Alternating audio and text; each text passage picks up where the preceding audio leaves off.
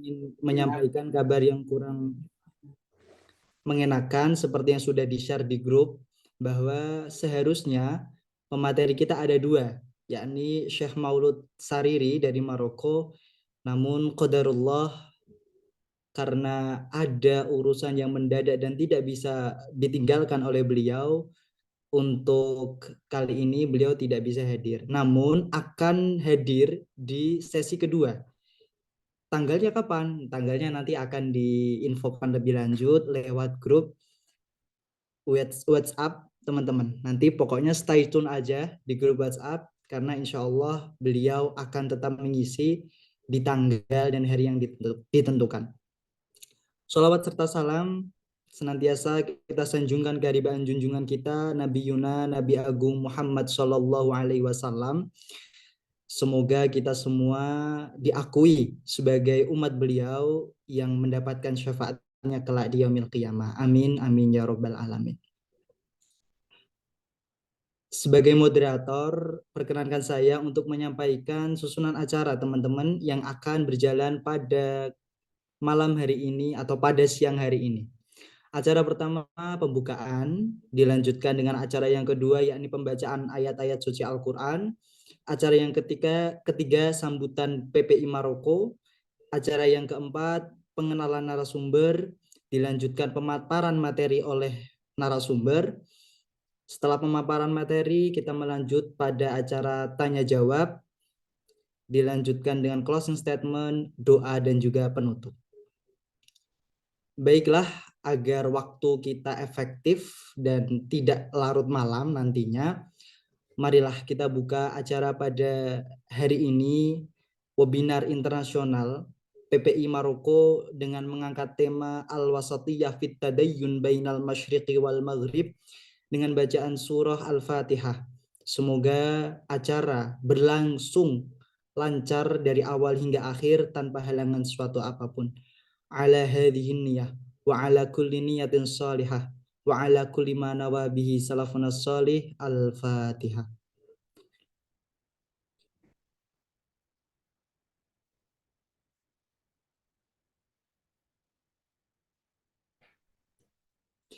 Amin amin ya robbal alamin. Baiklah, melanjutkan acara yang selanjutnya yakni pembacaan ayat suci Al-Quran yang akan dilantunkan oleh saudara Muhammad Nabil Maulana. Kepada saudara Muhammad Nabil Maulana kami persilakan. Monggo. Assalamualaikum warahmatullahi wabarakatuh.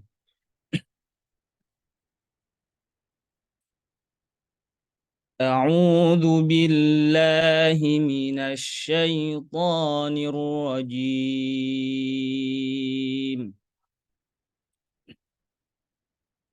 بسم الله الرحمن الرحيم.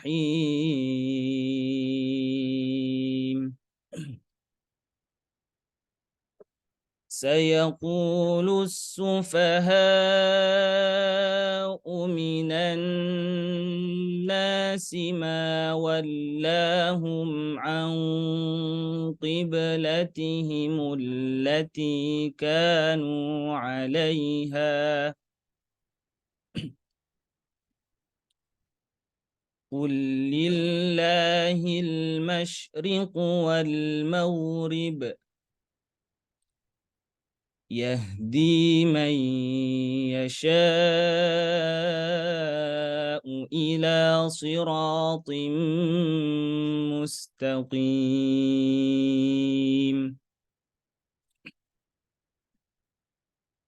وكذلك جعلناكم أمة وسطا لتكونوا شهداء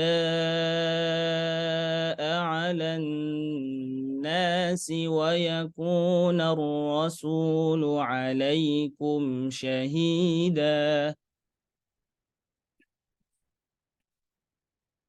وما جعلنا القبلة التي كنت عليها إلا لنعلم من يتبع الرسول ممن ينقلب على عقبيه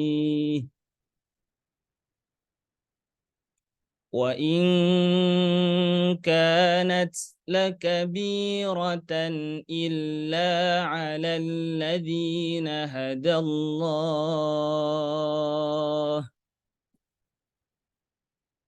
وما كان الله ليضيع إيمانكم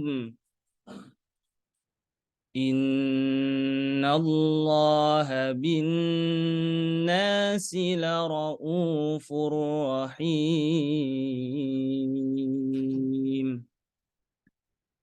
صدق الله العظيم.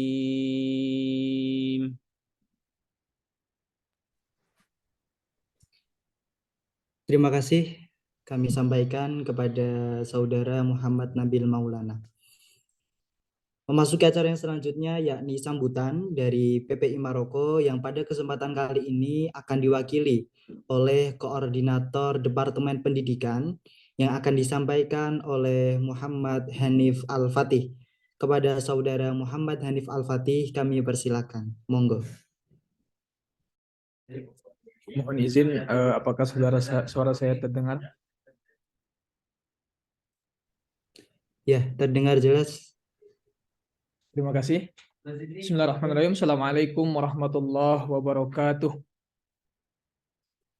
Alhamdulillah, salatu wassalamu ala Rasulillah wa ala alihi wa sahbihi wa mawala wa taba'a huda thumma amma ba'dah.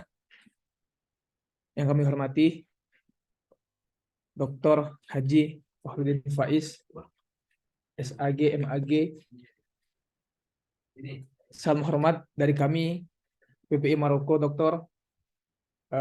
Di tengah kesibukan dokter di Indonesia masih menyempatkan untuk hadir bersama kita, mengajarkan kita, kemudian berbagi ilmu, yang mana kita sudah tidak asing dengan nama beliau, bagaimana sepak terjang beliau, bagaimana beliau ta'amuk terhadap filsafatnya. Salam hormat dari kami semua, semoga silaturahmi ini tetap lancar sampai hari akhir nanti, insya Allah menjadi syafaat kita di yaumil qiyamah. Amin. Yang kami hormati Ketua PPI Maroko yang pada saat ini berhalangan, kemudian saya mewakili beliau untuk sambutan di sini. Dan tak lupa juga para hadirin sekalian, teman-teman sekalian, alhamdulillah bukti nyata bahwasannya Dr. Faiz ini adalah seorang yang masyhur di Indonesia. Sekarang peserta kita sudah sejauh ini sudah 100, alhamdulillah, bergabung bersama kita di Zoom. Yang kami sangat rindu dengan dauh-dauh beliau, yang mungkin selama ini kita cuma bisa mendengarkan beliau melalui YouTube, belum bisa bertatap muka langsung. Alhamdulillah kali ini kita bisa bertatap muka dengan beliau walaupun hanya via Zoom. Insya Allah kedepannya kita akan bisa bertatap muka langsung bersama beliau. Hari ini PPI Maroko dalam rangka HUT PPI Maroko yang ke-31, kita mengadakan seminar internasional dengan membawakan tema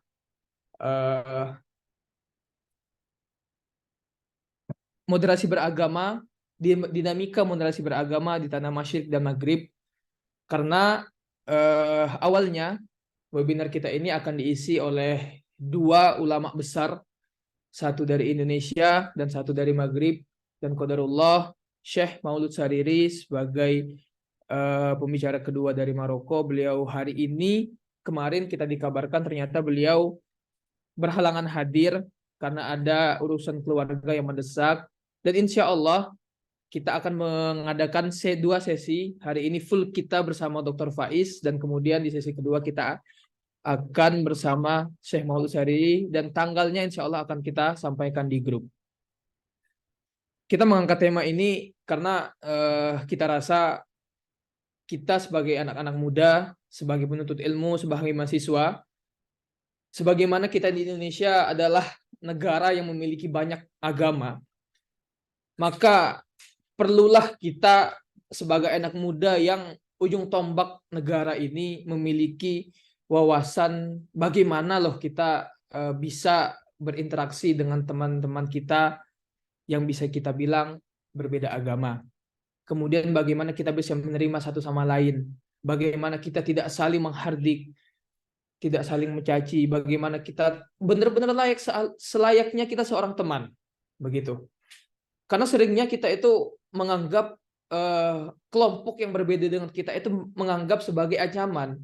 Sebenarnya bukan seperti itu. Bagaimana kita bisa saling mengenal satu sama lain, bagaimana dapat tasamuh di antara kita berjalan seperti mana yang kita inginkan dan membawa Indonesia lebih baik lagi. Terima kasih sekali lagi, salam hormat dari kami PP Maroko kepada Dr. Faiz atas kesediaannya. Salam hormat juga kepada teman-teman sekalian yang bersedia hadir bersama kami, menghadiri, meramaikan. Mungkin ada teman-teman juga yang dari luar Indonesia. Kita menyesuaikan jadwal di Indonesia dan di Maroko. Alhamdulillah sekarang kita di Maroko pukul 2:25, kita beda 6 jam. Bagaimana kita menyesuaikan jamnya supaya di Indonesia nanti tidak kemalaman, dan di Maroko teman-teman juga bisa beraktivitas mengikuti acara ini dengan seksama. Terima kasih, mohon maaf apabila ada salah-salah kata. Kepada Allah kita mohon ampun. Wabillahi taufiq wal hidayah. Assalamualaikum warahmatullahi wabarakatuh.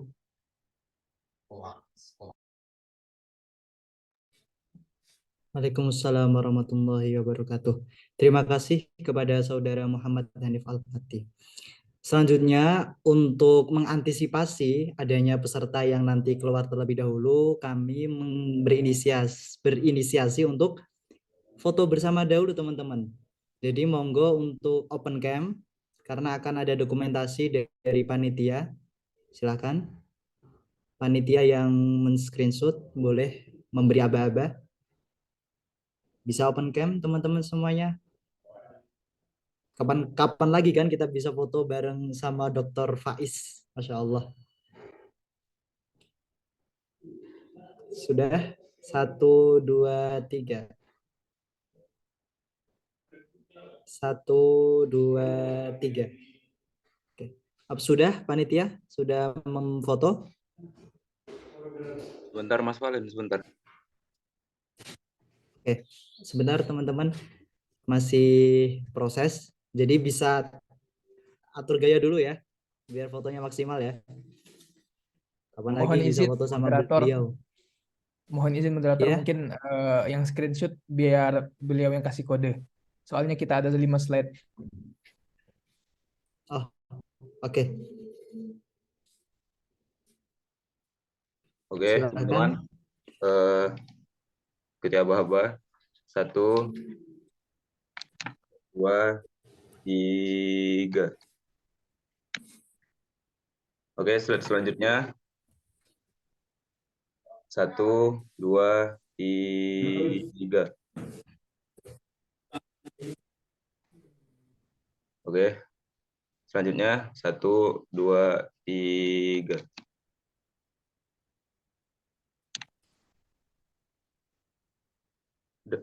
Oke, sudah. Terima kasih teman-teman semua. Terima kasih kepada panitia. Baik, kita lanjut biar tidak kemalaman. Kalau kata pepatah tak kenal maka tak sayang, mungkin sebagian besar dari kita sudah sedikit banyak mengenal sosok hebat Dr. Fakhruddin Faiz yang sering muncul di beranda sosial media kita. Kalau saya sendiri nih, sering muncul di Reels Instagram dengan kalam-kalam mutiara beliau yang menyejukkan hati, dengan suara beliau yang lembut, itu menjadi apa ya, oase bagi saya di tengah panasnya Maroko. Kalau musim panas, jadi beliau benar-benar menjadi oase bagi saya. Biar tambah kenal lagi nih ya, saya akan memperkenalkan secara singkat biodata beliau.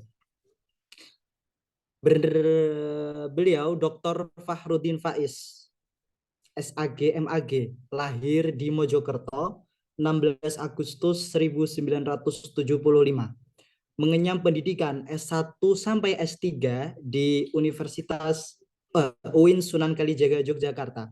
Beliau mengambil S1 jurusan Akidah Filsafat UIN Sunan Kalijaga Yogyakarta, lulus pada tahun 1998. Mengambil pendidikan S2 jurusan Agama dan Filsafat UIN Sunan Kalijaga Yogyakarta, lulus tahun 2001. Melanjutkan studinya S3 doktor jurusan Studi Islam UIN Sunan Kalijaga Yogyakarta, lulus 2014. Selain itu, beliau juga mengikuti Short Course on Research Management NTU Singapura tahun 2006 dan Short Course on Islamic Philosophy International Center for Islamic Studies di Iran pada tahun 2007. Karya-karya beliau sudah amat banyak kita temui di Gramedia atau di toko-toko buku lainnya. Di antara karya beliau yang sangat terkenal, yang pertama ada Hermeneutika Qur'ani, antara teks, konteks, dan kontekstualisasi. Tafsir baru studi Islam dalam era multikultural, transfigurasi manusia, menjadi hamba, dan lain sebagainya. Saat ini beliau aktif mengajar di program studi Akidah dan Filsafat Fakultas Usuluddin dan Pemikiran Islam di UIN Sunan Kalijaga. Teman-teman yang dari UIN Sunan Kalijaga pastinya tidak mungkin tidak tahu beliau. Ada yang ngaku UIN Sunan Kalijaga tapi nggak kenal Dr. Fahrudin Faiz, perlu dipertanyakan keuinannya. Selain berkarir dalam bidang mengajar, beliau juga mengasuh kajian rutin ngaji filsafat di Masjid Jenderal Sudirman, Yogyakarta. Bagi teman-teman yang mungkin nggak kuliah di UIN tapi pengen ngaji sama beliau nih, bisa datang ke Masjid Jenderal Sudirman, Yogyakarta. Oke, selanjutnya karena kita sudah tahu sedikit banyak tentang Dr. Fahrudin Faiz, sepertinya kita sudah tidak sabar nih untuk mendengarkan ilmu-ilmu baru yang bakal disampaikan oleh beliau kepada kita semua di webinar internasional PPI Margo kali ini. Oleh karena itu, kepada Dr. Fahrudin Faiz kami persilakan. Baik, bismillah. Assalamualaikum warahmatullahi wabarakatuh. Bismillahirrahmanirrahim. Waalaikumsalam warahmatullahi wabarakatuh. Alhamdulillahirabbil alamin. Assalatu wassalamu ala asyrofil anbiya'i wal mursalin sayyidina wa maulana Muhammadin wa ala alihi wa ashabihi wa man tabi'ahum bi ihsanin ila yaumiddin. Amma ba'du, yang saya cintai, saya banggakan, teman-teman, adik-adikku, anak-anakku semua yang ada di PPI Maroko, juga semua sahabat-sahabat teman-teman yang malam hari ini hadir di forum Zoom yang luar biasa ini. Ini kalau di tempat saya di Jogja sudah jam 20.30. Kalau di sana mungkin masih siang. Tapi tidak usah khawatir, di sana maupun di sini kalau saat ini sama-sama panas. Hawanya sekarang kalau di Jogja baru panas-panasnya ini, makanya semoga nanti kita masih tahan ya berdiskusi, apalagi bahas tema-tema yang agak berat seperti kajian kita kali ini. Baik, mungkin saya akan bicara 45 menit sampai 1 jam maksimal. Kalau nanti lebih tolong diingatkan biar teman-teman dapat sesuatu, karena biasanya kalau terlalu panjang itu malah lupa semua. Mending sedikit-sedikit tapi ada yang nyantol, ada yang teringat. Oke, malam hari ini kita belajar ya. Ini jangan dipersepsi sebagai ceramah, jangan dipersepsi sebagai fatwa agama. Ini kita diskusikan saja, dibantah juga tidak apa-apa. Materi-materi yang nanti saya sampaikan. Misi kita malam hari ini adalah pengayaan wawasan, mungkin tentang hal-hal yang menurut kita selama ini kita sudah tahu, tapi mungkin ada yang terlewatkan, khususnya di tema ini. Kebetulan saya dapat tema pluralisme, bagian dari wacana moderasi beragama di Indonesia. Baik, biar fokus belajar kita, saya minta untuk bisa share screen saja teman-teman. Biar teman-teman tidak hanya lihat wajah saya. Nanti bosen kalau 1 jam lihat saya terus, kita sambil lihat materinya saja.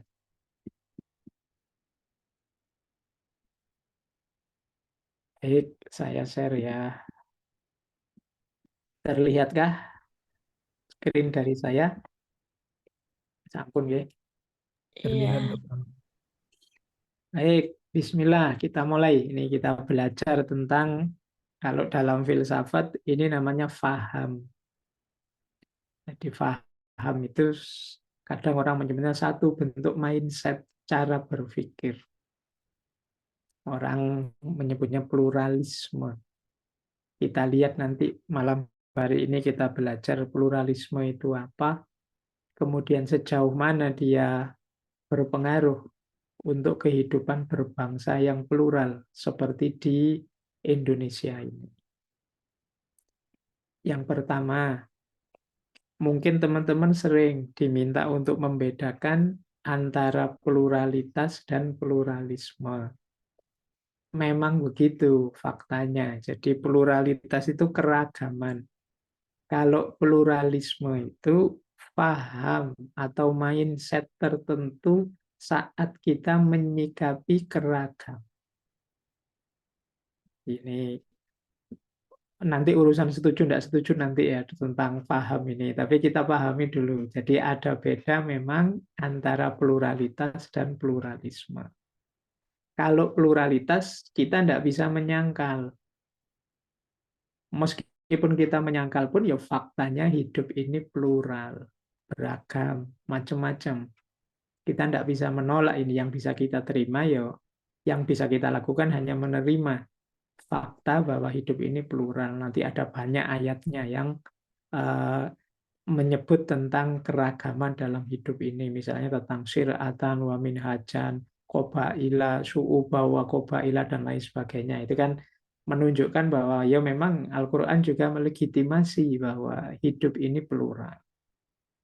Nah, kalau pluralisme itu cara pandang tertentu menyikapi pluralitas. Nanti seperti apa Pak cara pandangnya? Nanti kita jelaskan.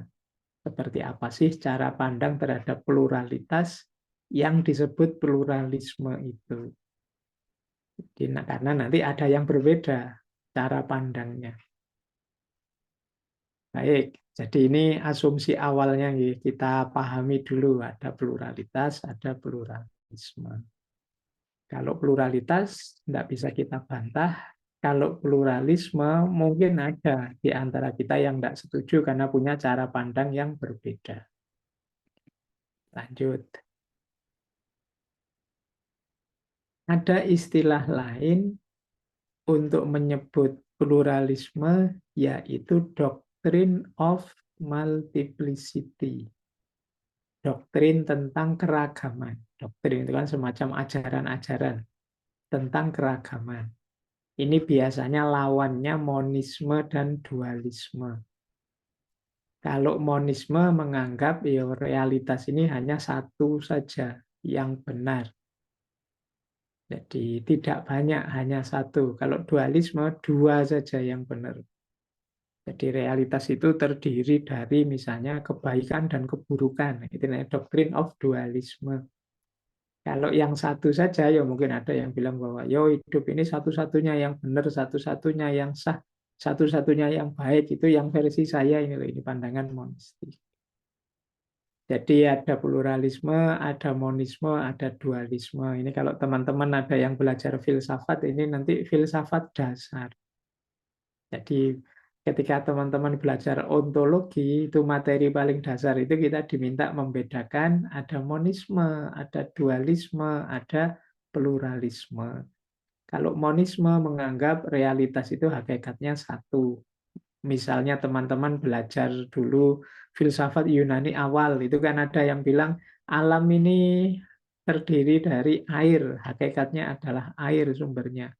Nanti ada yang bilang sumbernya adalah udara dan lain sebagainya.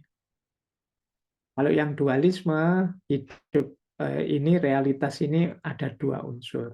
Ada cinta, ada kebencian. Ada hitam, ada putih. Ada selalu komponennya serba dua. Nah, kalau pluralisme yang kita bahas malam hari ini, pandangan bahwa realitas itu serba banyak. Jadi tidak hanya satu, tidak hanya dua, banyak. Manusia banyak jenisnya. Segala sesuatu jenisnya banyak, tidak hanya satu. Maka menjelaskan hidup ini hanya dari satu perspektif, seringkali nanti penjelasan kita tidak komprehensif, tidak utuh. Ada bagian yang tidak tercover. Hidup ini multifaset, dia punya banyak sisi, banyak wajah. Kita sendiri saja, kita merasa sebagai satu orang yang sama. Itu kan kadang-kadang juga berubah-ubah. Kita dari sisi apa mungkin beda. Kita sebagai kakak misalnya, sangat sayang pada adiknya, tapi sebagai teman kita itu sangat sadis sama temannya. Itu bisa saja begitu. Hidup ini plural. Jadi kita bahkan tidak bisa mengklaim, kadang-kadang sulit mengenali diri kita sendiri. Saking seringnya kita sendiri itu berubah-ubah. Itu yang kita, apalagi yang alam semesta yang luas ini. Apalagi fenomena sosial, fenomena budaya yang berhubungan dengan manusia. Itu pasti jauh lebih plural sifatnya macam-macam. Baik, ini kalau ini tidak saya jelaskan satu-satu ya, ini untuk pengayaan saja bahwa ada banyak ide pluralisme dalam ranah-ranah bidang kajian filsafat. Ada pluralisme metafisik. Pluralisme metafisik itu realitas ini tersusun dari banyak unsur. Kayak kalau kita bilang, oh alam semesta ini terdiri atas air, angin, udara, tanah. Ini kan banyak berarti.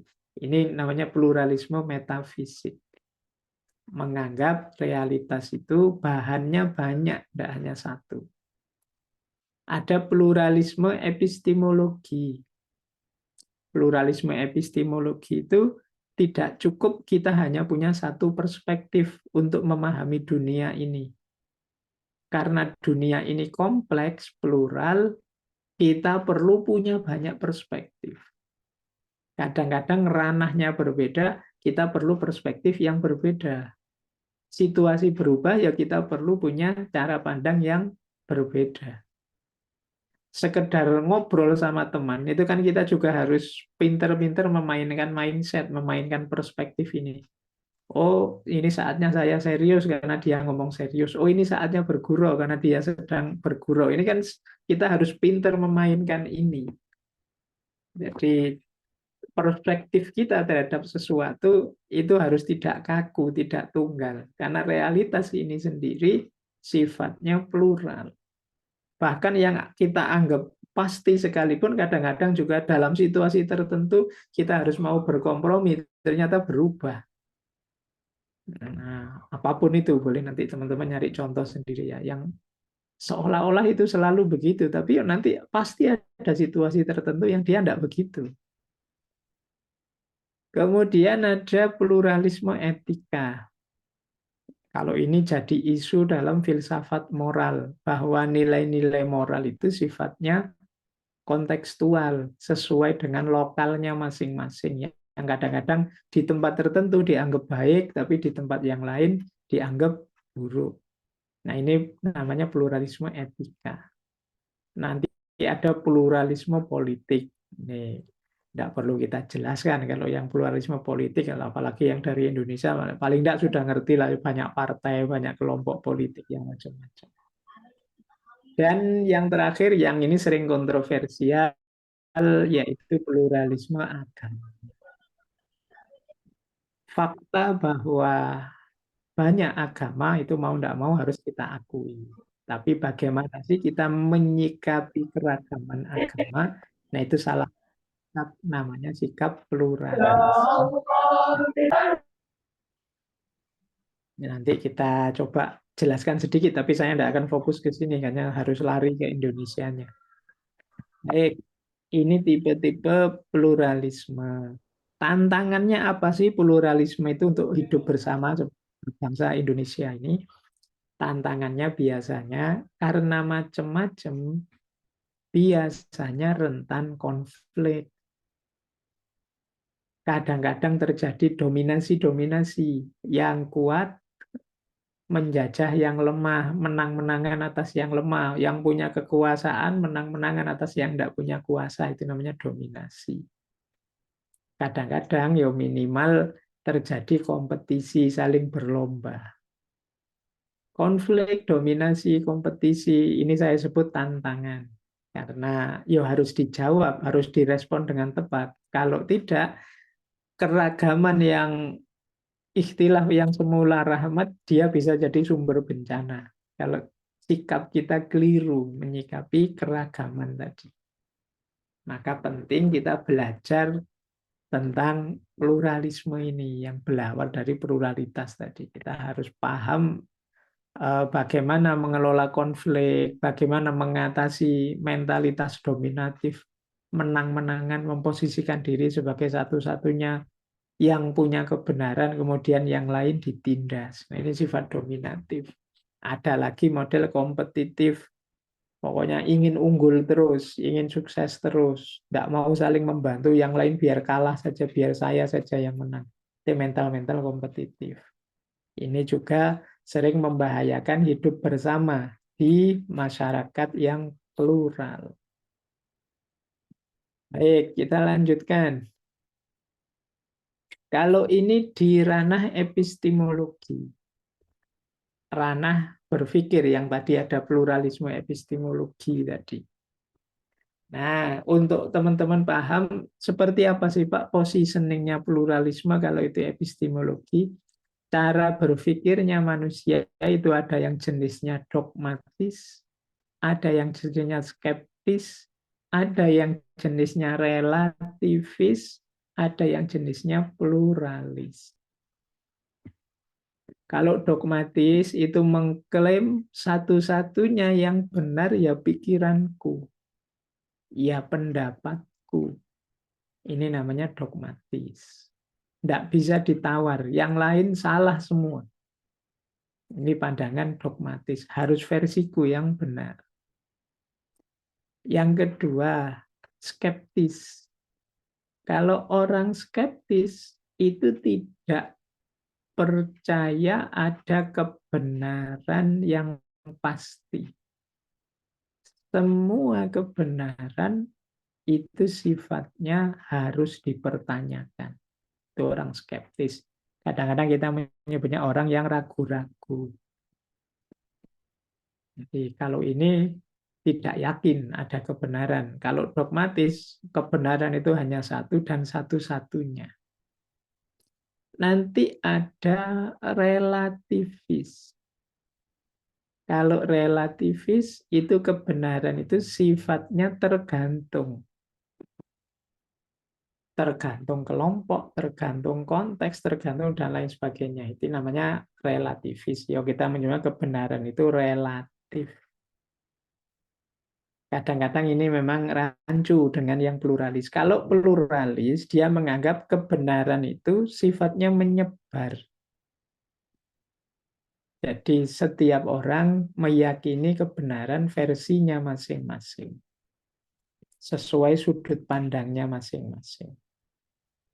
Kalau relatif ada kecenderungan kebenaran itu subjektif mungkin. Tapi kalau pluralis, kebenaran itu bisa saja objektif, tapi diyakini secara berbeda oleh orang dari daerah yang berbeda, dengan bidang yang berbeda, dengan mindset yang berbeda. Itu pluralis. Kalau relativis tidak ada kebenaran yang pasti. Kalau pluralis ada sesuai keyakinan masing-masing. Ini pluralisme di ranah epistemologi. Nanti ini sebelum kita masuk ke Indonesia. Saya lanjutkan. Nah, kalau ini ranah sosial, ranah hidup bersama. Kalau dalam hidup bersama seperti apa sih Pak perilaku pluralis itu?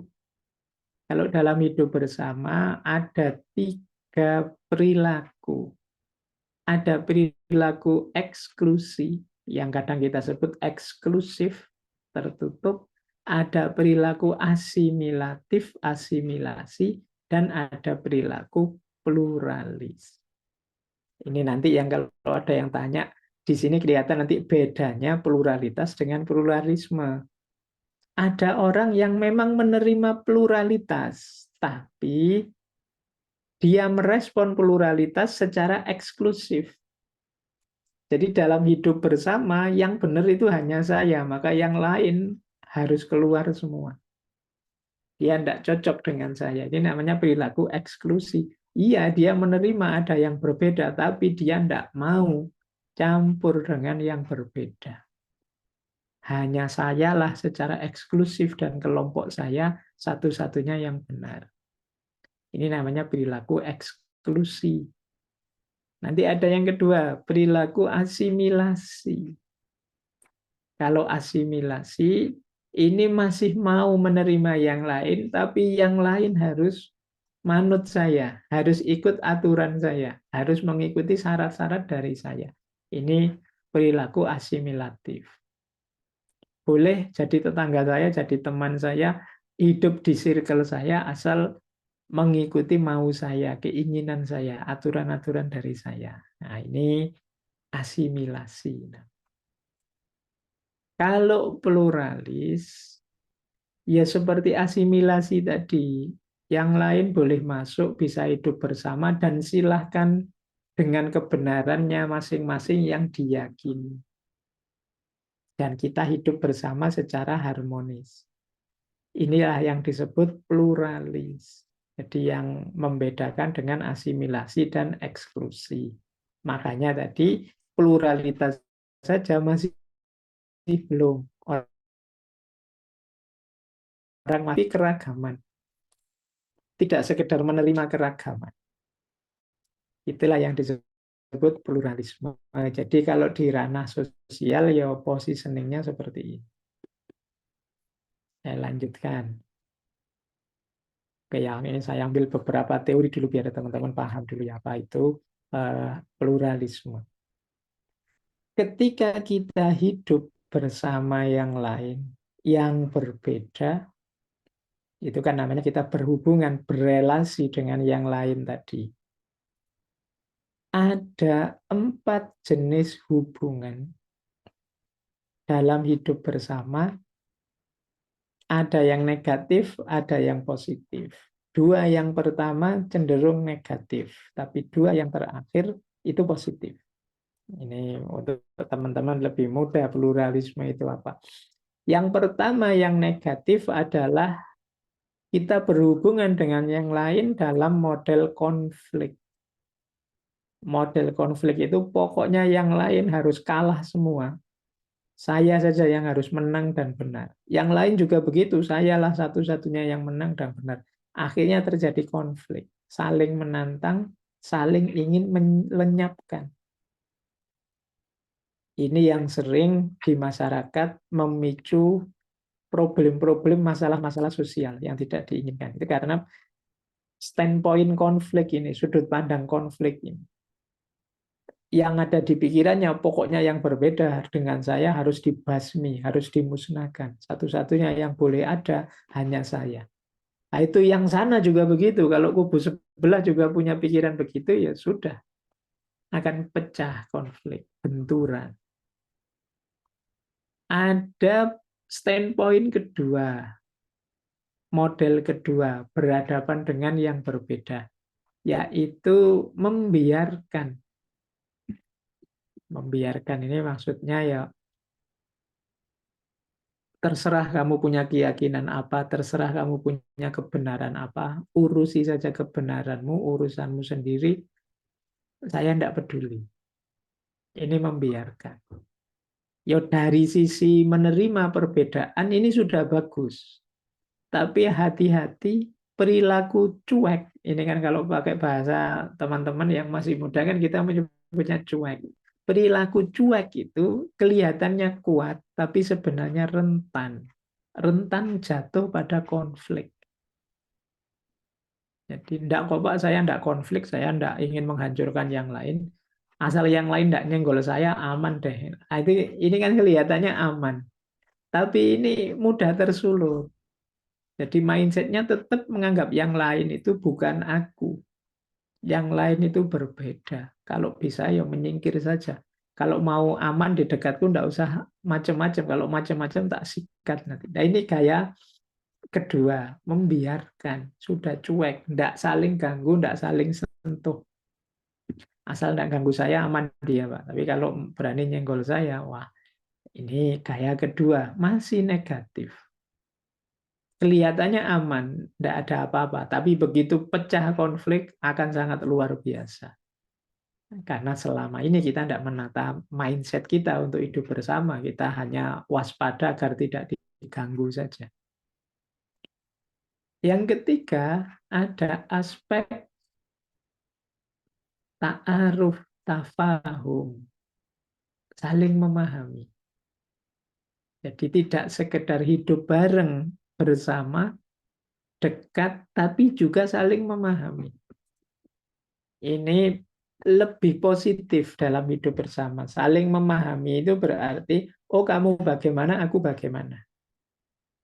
Misalnya punya tetangga non-muslim yang tiap minggu harus ke gereja misalnya. Kita belajar, oh ya tetangga saya ini Kristen, dia kalau minggu ke gereja. Berarti kalau dia minggu pagi pamit, tidak bisa ikut kerja bakti, saya harus maklum. Nah, ini karena saya sudah paham dulu.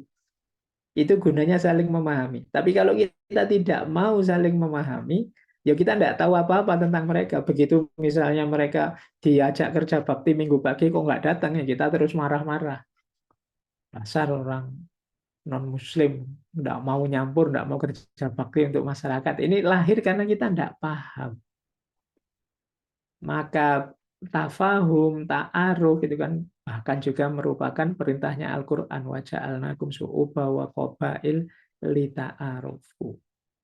Ayo mengejar saling pemahaman di antara kita. Bahkan sesama teman-teman PPI saja. Ini kan plural sekali hidup bersama. Itu kalau tidak ada saling tafahum, itu tetap mudah konflik. Jadi kita tidak ingin tahu seperti apa teman kita, sahabat kita. Pokoknya yang kita pikir diri kita sendiri saja. Ya sudah, siap-siap akan mudah konflik. Yang keempat, dialog. Dialog ini sebenarnya dalam rangka, yuk kita ini hidup bersama. Gimana kita menata hidup bersama ini? Apa yang bisa kita lakukan dalam kebersamaan kita? Ini namanya dialog. Kita saling bertukar pikiran. Enaknya bagaimana ini tadi? Kalau hanya minggu pagi terus kerja baktinya, saya berarti pamit terus, wong saya Kristen. Oh iya ya, enaknya gimana? Terus dialog. Mungkin hari kerja baktinya diganti minggu sore dan lain sebagainya. Itu pentingnya dialog. Jadi boleh teman-teman refleksi ya di hidup sosial masing-masing, seperti apa sih tipe relasinya teman-teman dengan sesama. Apakah kita ini orang yang punya pendekatan konflik, atau orang yang cuek, atau orang yang terbuka saling memahami, atau orang yang siap bekerja sama melalui dialog-dialog. Inilah 4 model relasi dalam keragaman, dalam pluralitas. Baik, saya lanjutkan. Nah, ini tadi yang saya jelaskan, bahwa pluralisme itu kata-kata isme di belakangnya menunjukkan dia ini satu faham. Yang di situ ada ajarannya, isinya. Paham yang bagaimana? Paham saat menyikapi pluralitas. Ketika ada keragaman, apa yang harus saya lakukan? Di banyak buku yang saya baca, ya antara lain 4 ini. Yang penting kita hidupkan menghadapi pluralitas. Dan inilah cirinya yang disebut pluralisme. Jadi mungkin kemarin-kemarin teman-teman banyak salah paham. Karena kadang-kadang ya yang tidak suka, yang anti itu karena dilihat umum saja. Saya sering sekali ada orang, saya tidak setuju pluralisme Pak. Kenapa? Menyamakan semua agama. Langsung ujuk-ujuk ke situ. Tidak paham maksudnya apa pluralisme, kok tiba-tiba menyamakan semua agama itu. Cara berpikir yang bagaimana? Malam hari ini ayo kita belajar pelan-pelan biar tidak melakukan generalisasi yang tidak perlu. Jadi cirinya pluralis itu yang pertama apa? Energetic engagement with diversity. Energetic engagement with diversity itu ada keterlibatan yang antusias dalam keragaman. Jadi bersemangat untuk hidup bersama, saling terlibat. Bukan saling menjauh, bukan saling curiga, saling suudzon, saling punya prasangka buruk. Tapi kita siap, ayo kita hidup bersama dengan baik, dengan antusias. Itu namanya energetic engagement with diversity. Yang kedua, kalau ini tafahum tadi, active seeking of understanding across lines of diversity. Secara aktif berusaha memahami keragaman yang dihadapi. Kalau misalnya di Indonesia, misalnya, oh ternyata Pak, di sini ada beberapa agama Pak. Kebetulan di desa saya misalnya ada 3 jenis agama, ada Hindunya, ada Kristennya, ada Islamnya. Ya kalau bisa kita berusaha memahami pola hidup 3 agama ini. Dalam rangka apa? Kita bisa kerjasama, saling memahami, saling memaklumi. Kalau tidak, ya kita akan terus curiga, pikiran kita negatif, terus wong kita tidak paham. Jadi kadang-kadang kita menyakiti mereka, tapi kita tidak sadar. Wong kita tidak pernah belajar tentang mereka. Itu gunanya active seeking of understanding across line of diversity. Ini standar kedua yang disebut pluralisme. Yang ketiga, encounter of commitment. Saling berbagi komitmen. Contohnya komitmen itu begini loh. Saya Muslim, kamu Kristen, lakum dinukum waliyadin ya, bagimu agamamu, bagiku agamaku. Tapi untuk keamanan di desa kita ini, yuk kita kerjasama. Kalau ronda, yuk ayo sama-sama hadir. Demi keamanan kita bersama. Itu namanya encounter of commitment. Oh, di desa kita ini ada lapangan bulu tangkis atau lapangan bola voli milik kita bersama. Yuk kita menjaga bareng-bareng, yuk urunan, yuk untuk merawat tempat olahraga kita ini. Ini namanya encounter commitment. Jadi tidak mentang-mentang menang-menangan. Biasanya kan ada yang tadi saya sebut tadi hegemonik menang-menangan. Yo ini tugasmu, itu tugasku. Saling tidak mau berkomitmen. Oh, kamu yang minoritas yang harusnya menyumbang, kita kan yang mayoritas. Atau sebaliknya, kami kan minoritas, yo kalian yang tanggung jawab yang mayoritas. Ini sama-sama tidak mau berkomitmen. Di level apapun, tidak harus di level negara. Mungkin di circle kalian yang kecil. Kalau ada nggak mau saling berkomitmen akan sangat berat. Kalian hidup bersama. Jadi yang ketiga, encounter of commitment. Ya, yang keempat, tentu saja tidak keberatan untuk berdialog, saling berinteraksi, dialog and encounter. Jangan menjauh, ajak bicara, ajak ngomong, ajak berdiskusi untuk kepentingan bersama sambil tetap yuk kita meyakini kebenaran kita, biar saja dia kita hargai meyakini kebenarannya. Itu namanya dialog and encounter. Inilah yang disebut pluralisme. Secara empatinya seperti ini. Jadi tidak sekedar menerima pluralitas, tapi juga punya rumus tertentu untuk menghadapi keragaman atau pluralitas. Nah, kita lanjutkan. Ini syarat-syarat hidup nyaman dalam situasi plural. Kenapa sih kok kita harus menghidupkan model pluralisme tadi dengan 4 rumus tadi? Ya karena biar kita hidup nyaman. Ukurannya apa hidup kita nyaman dan bersamaan? Yang pertama, untuk kita nyaman, semua kelompok yang terlibat, mungkin aliran, mungkin agama, mungkin suku yang ada di situ, di kelompok sosial itu, punya komitmen dan kesepakatan minimal terhadap aturan-aturan bersama. Jadi misalnya kayak di Indonesia ini agamanya macam-macam, sukunya macam-macam. Tapi kan kita punya kesepakatan bersama namanya Pancasila, Undang-Undang Dasar 45. Itu syarat pertamanya itu. Kayak dulu Rasulullah di Madinah misalnya ada kesepakatan bersama kita kenal sebagai Piagam Madinah.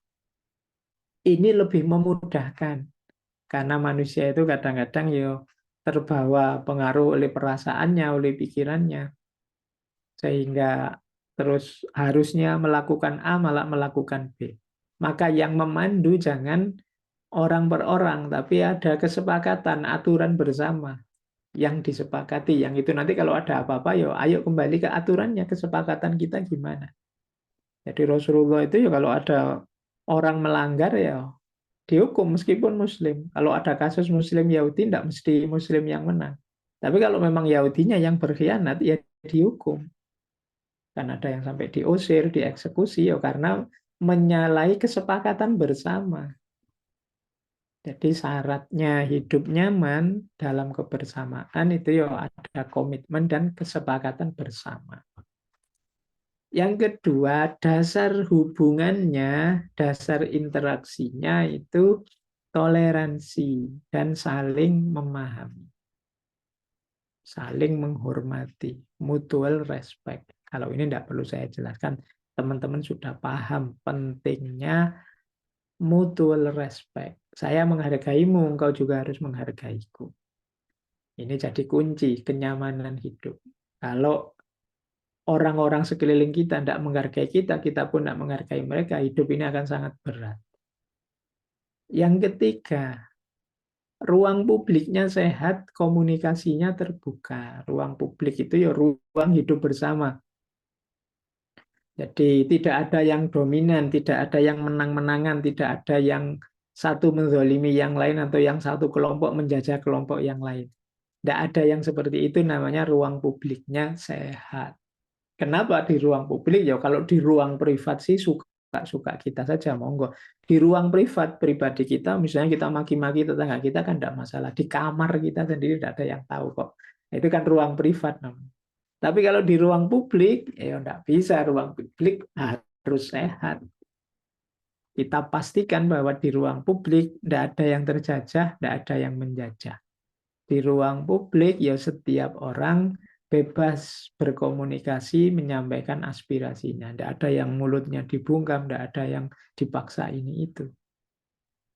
Itu syarat ketiga untuk kenyamanan hidup dalam keragaman.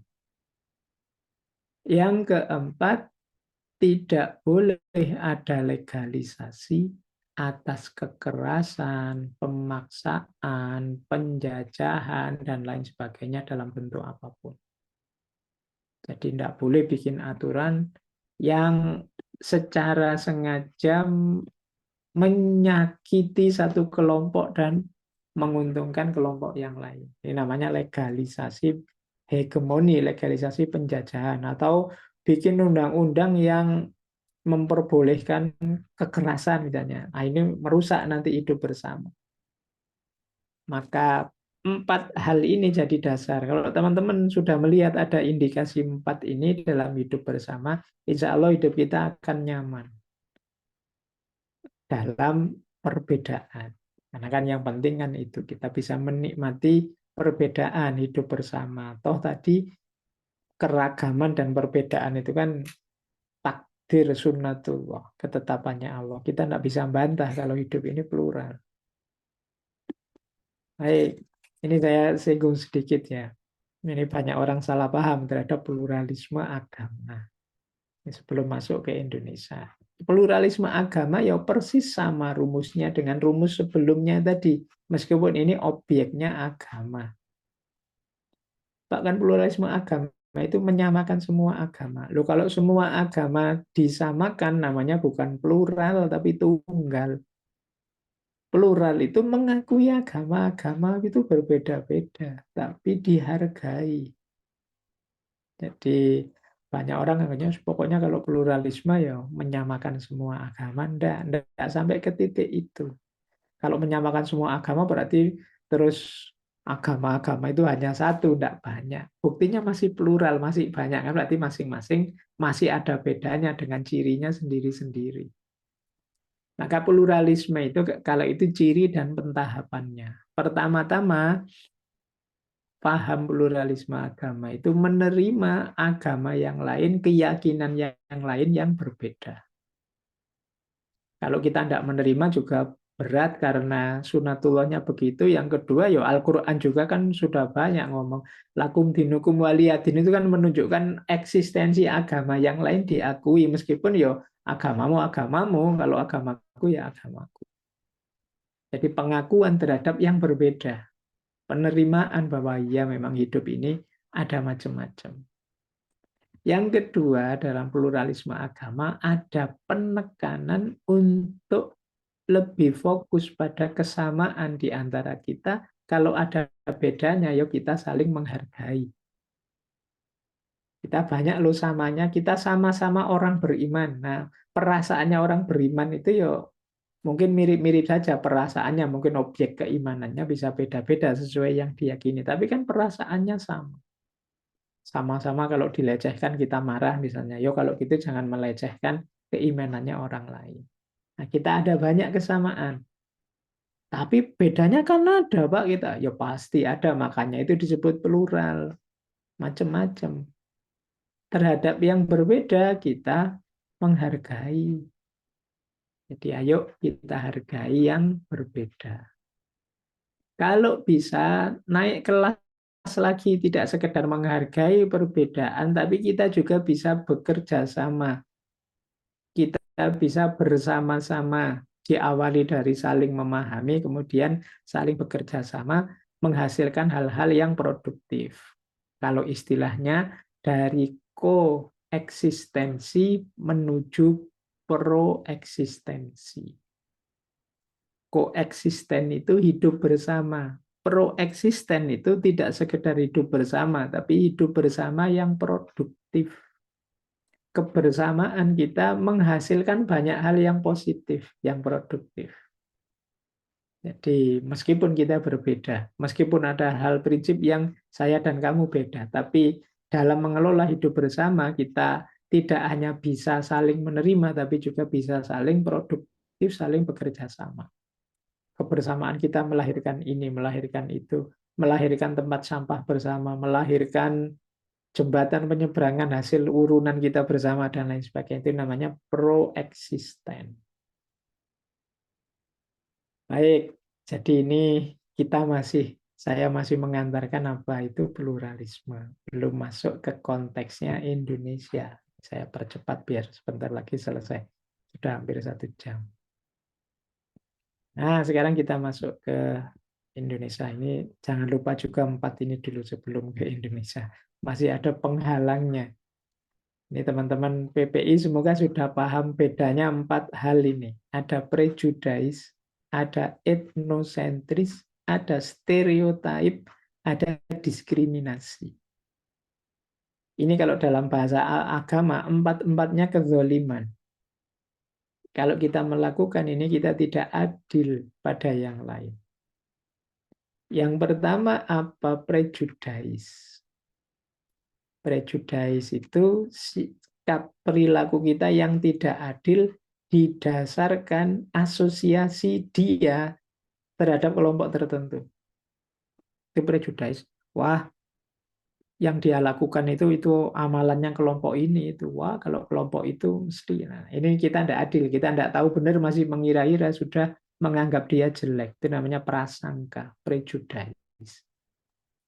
Lu dia kok gaya bahasanya begitu, jangan-jangan dia pro komunisme itu. Komunisme juga begitu cara berpikirnya. Wah, kalau komunis dibasmi saja. Nah, ini kita belum ngerti benar ya. Apa iya dia itu komunis? Kita tidak neliti serius, tapi kita sudah menjatuhkan orang. Itu namanya prejudice, prasangka. Itu yang pertama ini. Ini juga kezaliman sosial. Ya, kadang di medsos juga banyak orang seperti ini. Hanya dari indikasi satu dua ucapan atau satu dua kelakuan kita afiliasikan dia dengan kelompok tertentu yang negatif, terus kita hakimi dia, bahkan kadang kita hukum dia. Ini termasuk kezaliman. Yang kedua, etnosentrisme.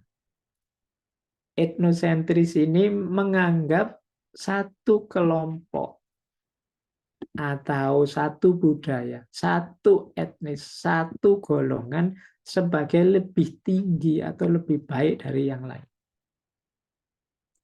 Jadi ini namanya etnosentris. Terpusat pada satu etnis tertentu. Loh, ini loh kelompok tinggi. Kalau zaman dulu ada, kalau dalam sejarah dunia itu ada Eurosentrisme. Eurosentrisme itu standar Eropa dipakai untuk menilai mana-mana. Jadi orang modern itu kayak Eropa gitu loh, pakai baju, pakai dasi. Nah terus karena kita ingin dianggap semaju Eropa, terus kita juga kemana-mana pakai baju, pakai dasi. Karena niru Eropa, kita menganggap bahwa etnis Eropa itu lebih tinggi level budayanya daripada kita. Ini yang disebut etnosentris. Ya banyak, mungkin yang Jawa merasa yang Jawa itu unggul, yang Melayu merasa yang lebih unggul itu yang Melayu. Jadi egoisme primordial, egoisme sektoral muncul dalam etnosentrisme. Kelompokmu, budayamu, golonganmu, mungkin parpolmu menganggap satu-satunya yang paling hebat, paling jago. Nah ini juga berpotensi mendolimi yang lain. Yang ketiga, stereotip.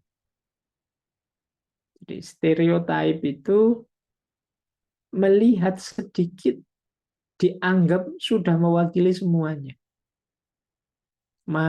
Teman-teman PPI misalnya hanya ada satu sih yang ngantuan misalnya, gampang tidur. Itu terus dianggap, wah memang anak-anak PPI Maroko itu ngantuan. Kalau kuliah mesti tidur. Itu di stereotip. Semuanya dianggap begitu. Nah, ini juga tidak adil. Wong yang rajin juga banyak kok yang dinilai yang ngantuan saja. Nah, ini stereotip namanya. Semua orang kota itu materialis. Itu stereotip.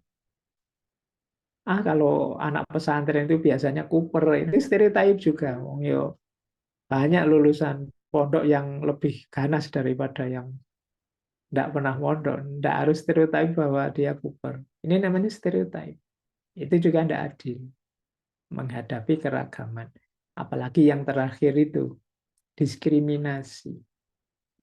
Diskriminasi itu kita menghalangi haknya orang. Menghalangi jatahnya orang. Kita tidak adil pada dia. Kita harusnya dia bisa, gara-gara kita dia tidak bisa. Itu namanya diskriminasi. Harusnya dia mendapat sesuatu, kita halang-halangi biar dia tidak mendapat. Nah, itu namanya diskriminasi. Ini penghalang perilaku-perilaku ideal yang ada dalam pluralisme tadi.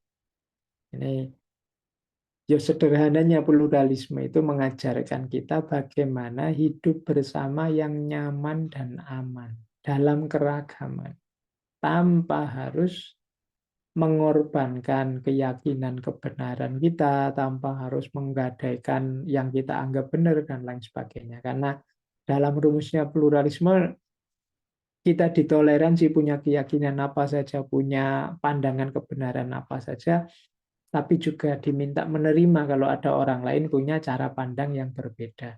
Kita diminta saling menghormati. Nah, itu ideologi pokoknya dari pluralisme. Kita lanjutkan. Nah, sebentar lagi kita masuk ke Indonesia. Kenapa sih perilaku-perilaku seperti yang ditawarkan secara ideal sebelumnya ini penting? Apa sih nilainya keberagaman atau pluralitas itu. Kalau teman-teman ada yang tanya nilai dari keberagaman, yang pertama ya keberagaman itu betapapun adalah fakta, betapapun adalah kenyataan, realitas, sunnatullah. Kalau kita anti keragaman, anti keberagaman, jangan-jangan kita tidak ridho dengan ketetapannya Allah bahwa hidup ini macam-macam, beragam.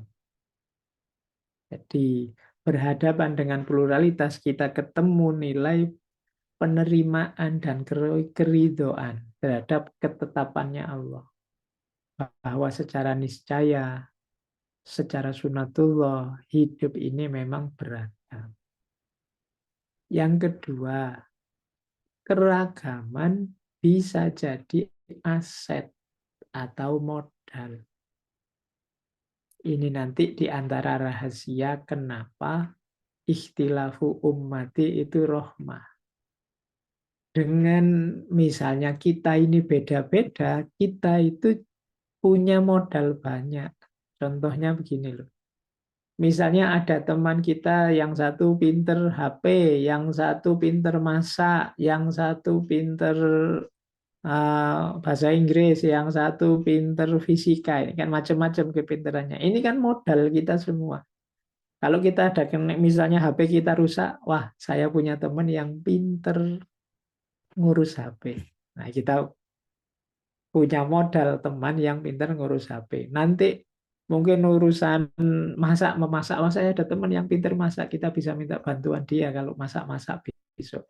Ini yang disebut keragaman itu aset. Rasulullah itu 4 sahabat terdekatnya, Abu Bakar, Umar, kemudian Utsman bin Affan, Ali bin Abi Thalib, itu kan beragam sekali karakter modelnya. Jadi ada yang gagah perkasa, pemberani seperti Umar. Ada yang hartawan, yang siap mengorbankan hartanya untuk agama. Ada yang anak muda, cerdas, tangguh, seperti Ali bin Abi Thalib. Macam-macam. Ini semua kan aset. Jadi dengan punya teman-teman yang beragam potensi, kita punya banyak aset.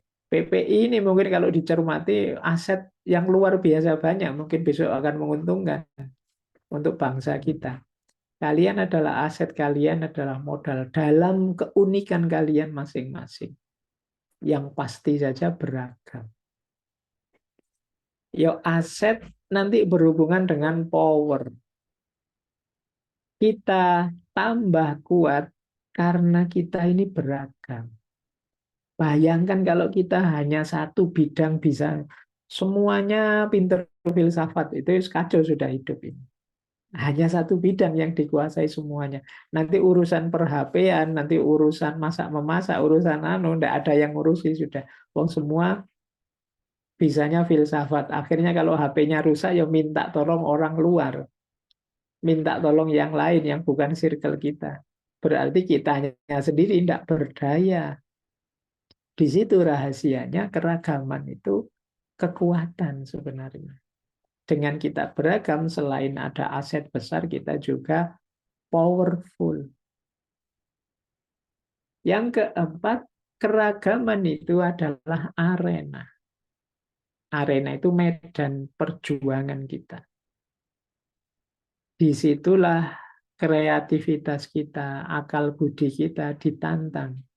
Karena dia fakta yang tidak bisa kita hindari, terus apa yang kita lakukan di arena keragaman tadi? Di lapangan keragaman tadi. Itu mungkin di antara nanti yang ditanyakan pada kita. Engkau ditakdir hidup di satu tempat yang beda-beda agamanya, apa yang kamu lakukan? Nah, itu arena namanya, tantangan hidup. Jadi dia kekuatan sekaligus tantangan. Sekaligus opportunity, sekaligus dia peluang. Peluang untuk bekerja sama, peluang untuk melakukan kebaikan. Bayangkan kalau bidangmu sama, ya peluang kebaikanmu mengecil. Karena yang ingin kamu bantu ke dia, dia juga bisa, wong bidangnya sama. Tapi ketika bidangnya bisa beda-beda, kalian bisa saling membantu, saling menguatkan. Itulah opportunity.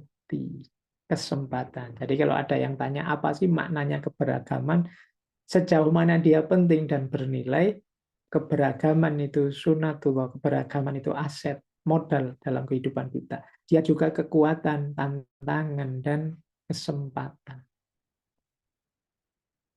Baik, jadi ini maknanya keragaman. Satu lagi, ini sekarang kita masuk ke Indonesia. Para founding fathers bangsa ini sangat sadar dengan potensi keberagaman tadi.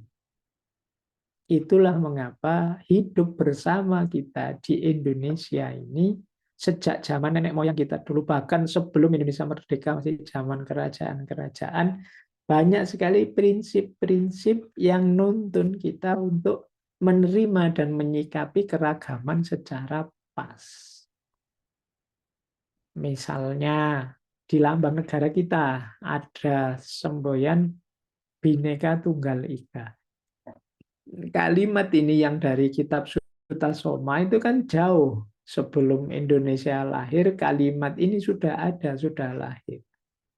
Jadi nenek moyang kita sudah sadar kok bahwa kita ini meskipun berbeda-beda hakikatnya satu. Jadi iya beda-beda, tapi ada yang menyatukan kita. Ya kita sebagai bangsa. Tapi tetap mengakui keragaman. Nah ini semboyan ini semboyan yang luar biasa. Bhinneka Tunggal Ika. Yang kedua, para founding fathers bangsa ini merumuskan Pancasila yang jadi dasar hidup kita bersama. Semua nilai dari Pancasila itu nilai-nilai yang berhubungan dengan keragaman. Boleh teman-teman dicek. Yang pertama misalnya, ketuhanan. Hubungannya apa Pak ketuhanan dengan pluralitas keragaman? Lu tadi katanya pluralitas itu sunnatullah. Pluralitas itu ketetapannya Allah. Berarti ya ketetapannya Tuhan. Jadi hidup ini harus berketuhanan, berarti hidup ini harus menerima hadirnya Tuhan, ketetapan-ketetapan Tuhan dalam hidup kita, termasuk ketetapan Tuhan tentang pluralitas. Yang kedua, kemanusiaan. Keberagaman, apalagi keberagaman manusia, beda-bedanya manusia dengan cirinya masing-masing, itu kan juga berhubungan dengan kemanusiaan. Secara manusiawi, manusia itu berbeda-beda. Jadi tidak sama keunikannya, karakternya, gaya hidupnya, dan lain sebagainya. Jadi beragaman juga berhubungan dengan kemanusiaan. Yang ketiga, persatuan. Ya tentu saja dalam keberagaman kita tetap dituntut untuk kompak bersatu karena kita ini satu bangsa. Ada cita-cita bersama yang harus diwujudkan. Jadi keragaman meniscayakan persatuan. Yang keempat, demokrasi, kerakyatan, mendengarkan suara siapa saja. Itu kan prinsip lanjutan dari karena kita beragam, kita saling menghargai. Termasuk suara siapa saja ya kita dengarkan. Tidak ada manusia yang rendah, semua orang berharga. Itu kan prinsip dari sila keempat. Meskipun beda-beda, mungkin beda profesi, beda suku, beda kecerdasan, beda apapun, semuanya kita nilai sebagai manusia. Sila keempat. Yang kelima, keadilan. Hubungannya apa Pak keadilan dengan keberagaman? Karena beragam, maka kita harus saling memahami, saling bekerja sama, dan hati-hati jangan melakukan sesuatu yang menzalimi, yang tidak adil. Kita harus belajar lebih dalam tentang saudara-saudara kita, tetangga kita, teman kita. Biar kita bisa melakukan sesuatu yang adil untuk mereka semua.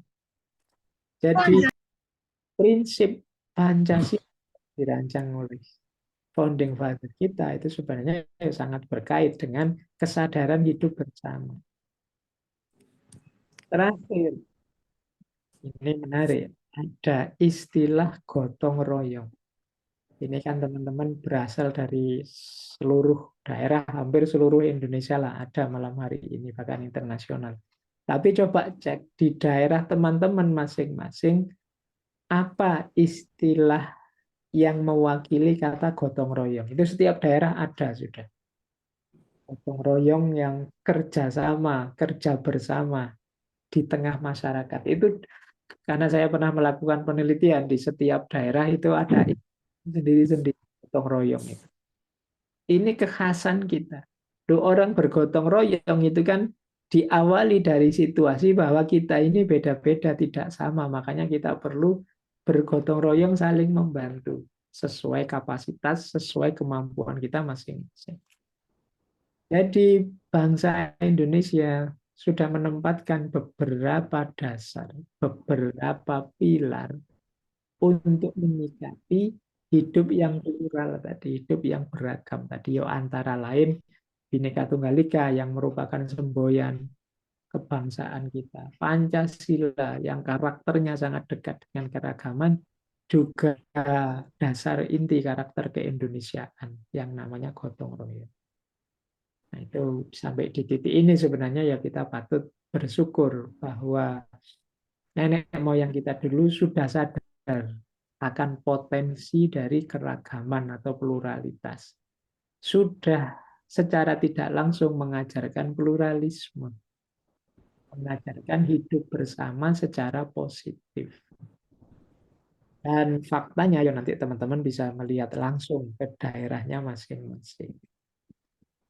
Baik, saya kira ini dulu pengantar saya ya. Paling tidak malam hari ini teman-teman sedikit-sedikit sudah bisa menangkap apa sih yang dimaksud dengan pluralisme dan hubungannya dengan hidup berbangsa dan beragama. Saya kembalikan ke Mas Valen selaku moderator. Monggo kalau ada waktu sedikit-sedikit untuk kita berdiskusi bersama. Terima kasih saya sampaikan. Terima kasih saya sampaikan kepada Dr. Fahrudin Faiz. Masya Allah, aslinya kita tidak rela untuk mengakhiri ini, Dokter, karena 1 jam terasa sangat singkat, isinya daging semua. Saya yakin teman-teman pasti merasakan hal yang sama. Setiap kalam beliau selalu memberikan ilmu baru bagi kita. Oke, baik. Kita lanjut ke sesi selanjutnya, yakni sesi tanya jawab kepada teman-teman yang memiliki pertanyaan atau memiliki unek-unek yang ingin disampaikan dan didiskusikan bersama Dr. Faiz. Monggo untuk bisa mengangkat tangan. Kali ini kami buka 3 penanya awal terlebih dahulu. Monggo silakan.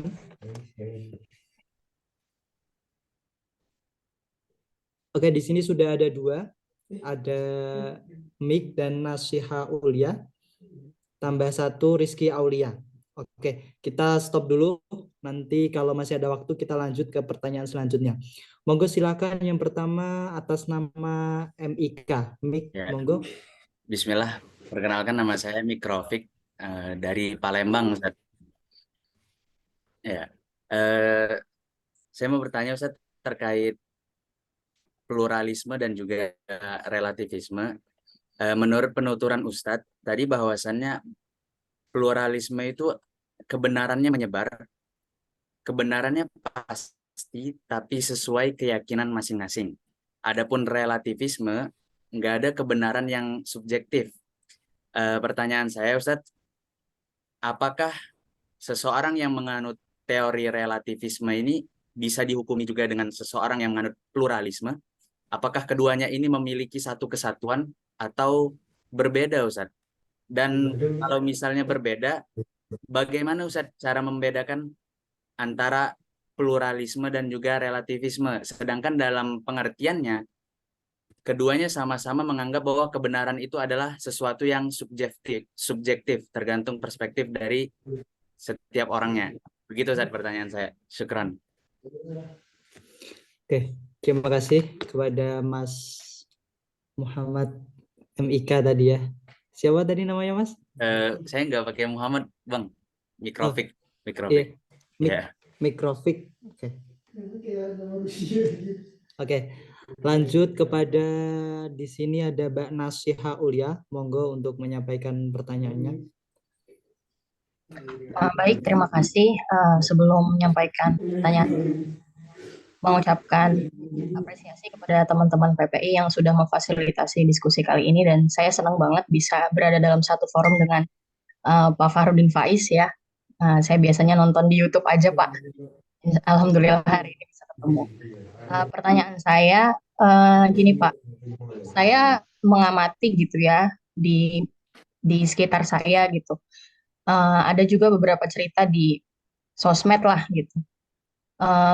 Gimana masyarakat kita, walaupun kita tahu kita ada semboyan Bhinneka Tunggal Ika, tapi belum, pada kenyataannya belum dipraktekkan dengan baik gitu ya. Saya pernah dengar bahkan ada orang Kristen yang mau mencari kontrakan saja itu susah, karena banyak yang nggak mau nerima hanya karena dia orang Kristen gitu. Itu kan sedih sekali gitu. Terus kemudian jangankan sama orang yang beda agama gitu Pak, sama orang-orang yang sesama Muslim gitu, beda ideologi atau bahkan hanya beda organisasi saja, kita bisa sikut-sikutan.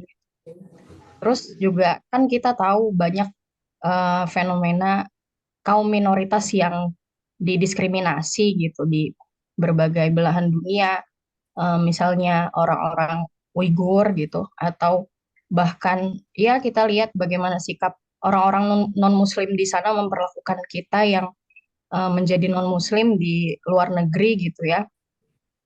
Ya banyak juga saya baca-baca komentar-komentar saudara-saudari kita yang non-Muslim di sosmed gitu, bagaimana mereka merasa kita sebagai mayoritas itu nggak pernah menganggap mereka,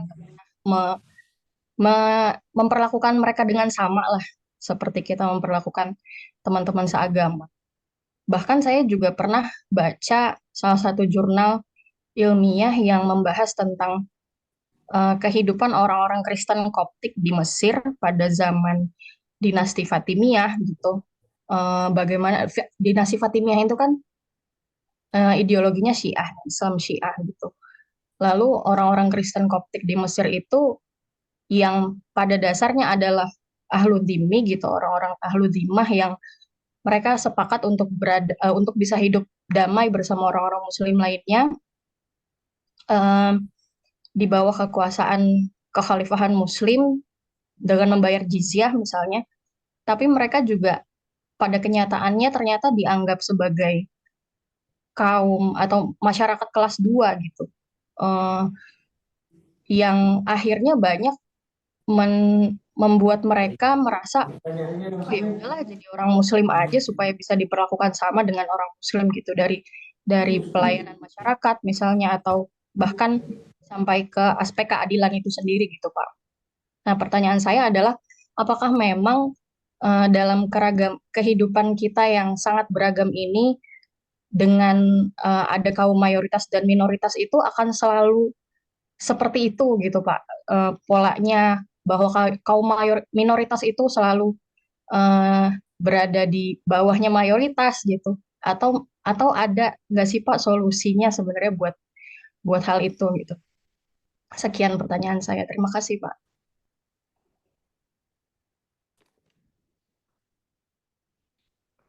Terima kasih Mbak Nasiha Ulia. Dari mana kalau boleh tahu Mbak Nasiha Ulia ini? Saya di Jakarta, Mas. Oke, di Jakarta. Terima kasih. Satu lagi dari Rizky Aulia untuk menyampaikan pertanyaan. Monggo. Baik, terima kasih.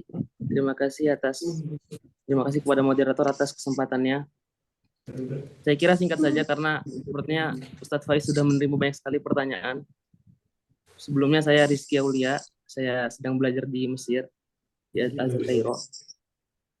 Sepertinya ini pertanyaan yang kurang lebih sepertinya sudah diantisipasi sama Ustadz Faiz. Pertanyaan dasar sekali. pertanyaan tentang kebenaran yang hakiki.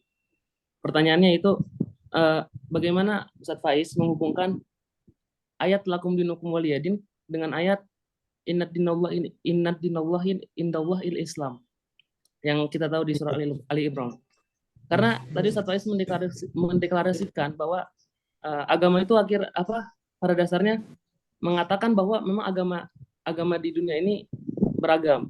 Tapi di sisi lain, di satu ayat yang lain dikatakan bahwa agama itu agama Islam. Nah, kemudian yang menjadi konsen saya sama seperti pertanyaan Mbak Nasihah, bahwasannya bagaimana Ustadz Faiz menyikapi umat terdahulu yaitu Rasulullah dan zaman sahabat dalam saat peristiwa Rasulullah mengambil pajak dari kaum Yahudi. Kira-kira begitu Ustadz Faiz. Terima kasih. Terima kasih. Izin membacakan pertanyaan Dr. Faiz. Ada 3 pertanyaan. Yang pertama tadi dari Mikrofik Palembang. Pertanyaannya adalah, apakah seseorang yang berpaham relativisme itu juga bisa dihukumi pluralisme? Karena di situ terdapat ada iltibas atau hampir keserupaan.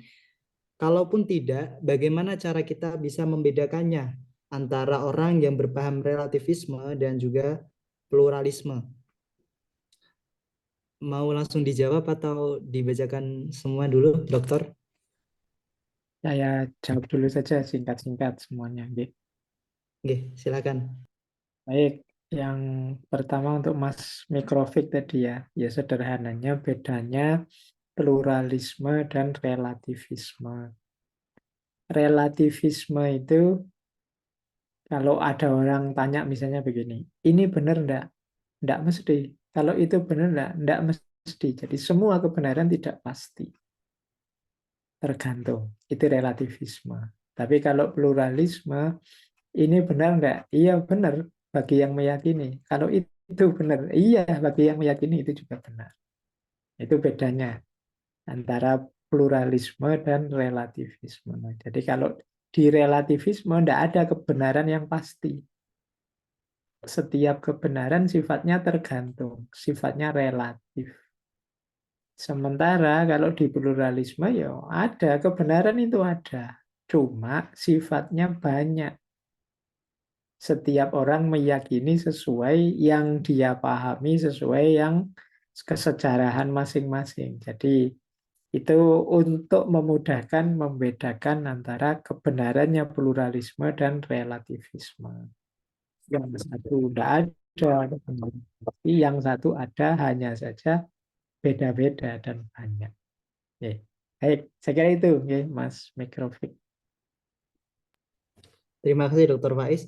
Lanjut pertanyaan yang kedua dari Nasihah Ulia Jakarta. Deskripsi yang sudah sangat panjang tadi disampaikan tentang peristiwa-peristiwa antara kaum mayoritas dan minoritas. Inti pertanyaan dari Mbak Nasihah Ulia adalah, apakah memang akan selalu seperti itu? Kaum minoritas selalu tertindas oleh kaum mayoritas. Kalaupun tidak, bagaimana solusi dari Dr. Faiz mengenai peristiwa-peristiwa seperti ini? Monggo. Baik, idealnya harusnya tidak begitu. Apalagi kalau kita Muslim yang baik, ya ngerti sejarah, belajar cara Nabi memperlakukan yang minoritas dan lain sebagainya. Itu harusnya tidak begitu. Harusnya yang mayoritas melindungi yang minoritas menghargai yang mayoritas. Ini rumus idealnya begitu. Tapi memang akan selalu ada orang yang bermindset monistik tadi. Menganggap bahwa yang satu-satunya harus hidup dan layak hidup adalah saya. Kalau yang lain ada, itu dia ada dalam rangka mendukung saya atau melayani saya. Ini mindset, mungkin ada orang yang punya mindset seperti ini. Sehingga sangat tega kalau pada yang dia anggap berbeda dengan dirinya. Ya, ini memang butuh proses panjang untuk menyadarkan. Tapi yang pertama menurut saya, ayo kita bentuk diri kita saja pertama-tama. agar tidak begitu. Tidak punya penyakit 4 yang jadi penghalang hidup nyaman dalam keragaman. Tadi kita tidak diskriminatif, tidak prejudis, tidak etnosentris, dan lain sebagainya.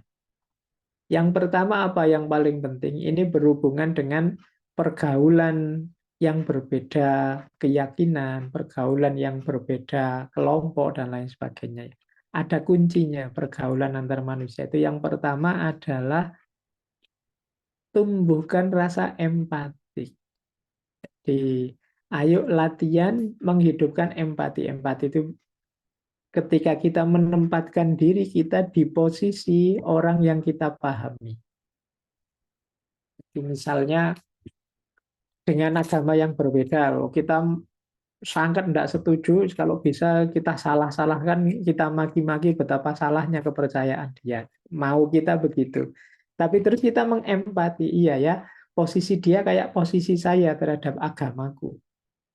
Kalau keyakinanku dilecehkan orang, direndahkan orang, mesti saja aku tersinggung. Oh kalau gitu enggak usah lah, meskipun menurutku dia salah, enggak harus kemudian aku maki-maki dia, melecehkan dia. Nah ini kita bisa berempati namanya.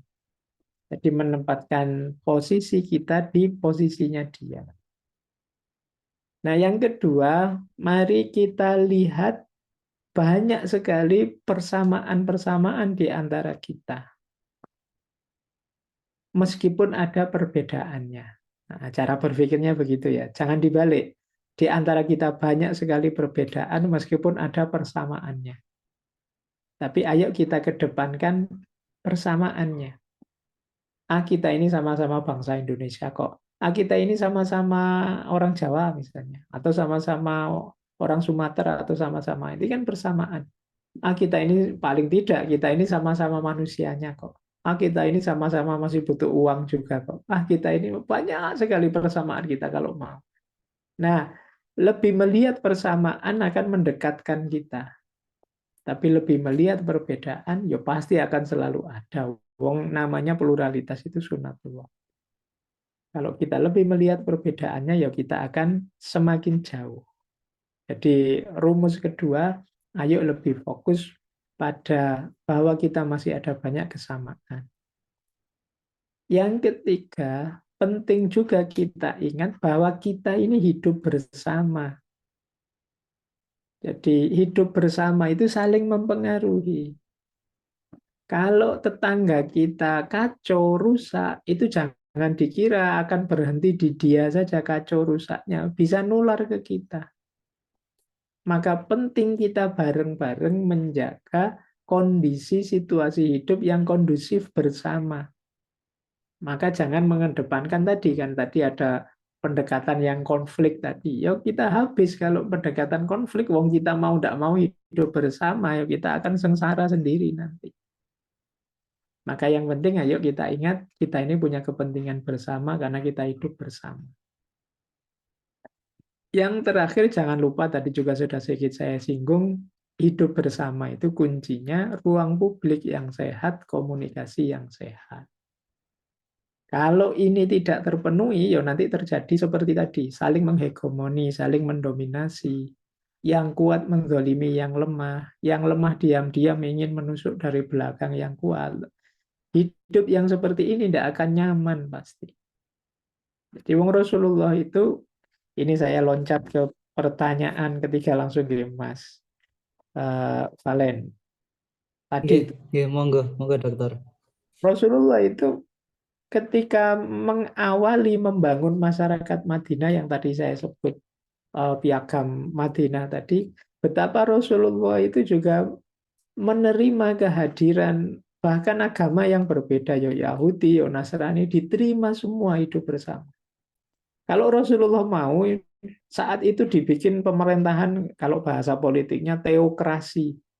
Jadi berdasarkan agama tertentu, ya karena yang menang Islam saat itu ya berdasarkan agama Islam. Tapi kan tidak. Rasulullah lebih milih model demokrasi.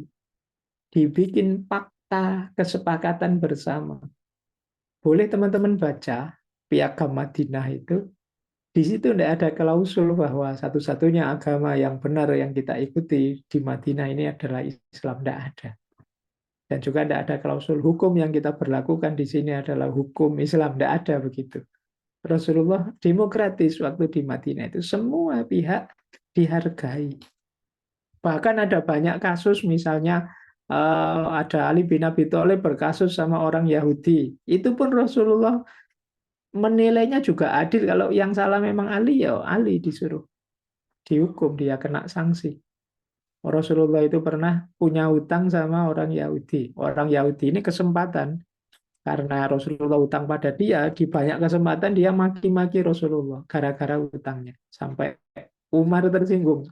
Ceritanya Umar, ini saya penggal saja kepalanya orang ini. Kalau ngomong nyelekit ini. Kata Rasulullah, oh, loh kalau kamu mau bantu, jangan menggal dia, wong yang punya hutang saya. Kalau kamu mau bantu, silakan bantu saya bayar hutang saya.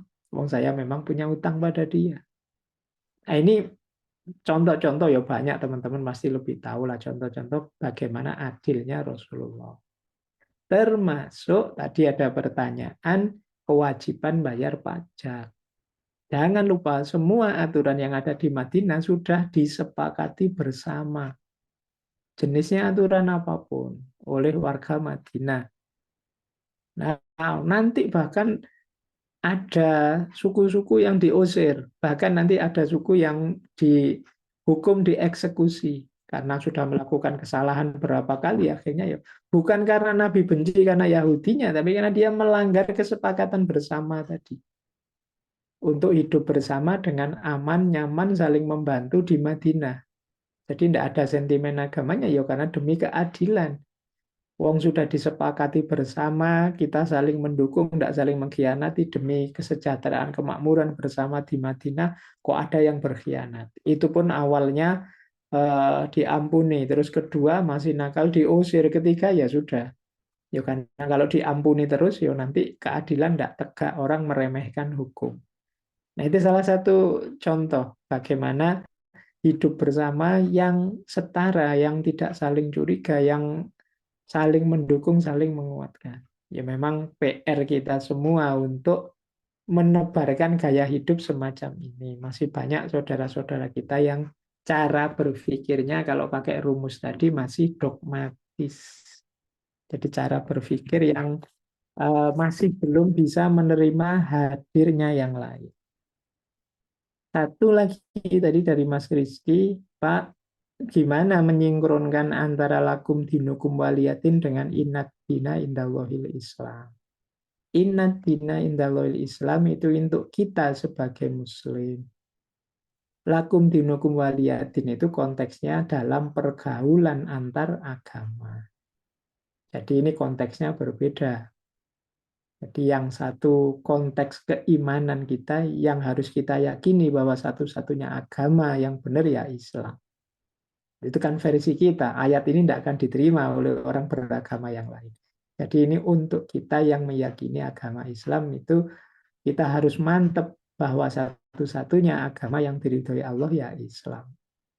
Jadi kalau begitu yang agama lain tidak diridhoi, iya menurut kita yang Muslim. Dan ya kita harus mantap di keyakinan kita.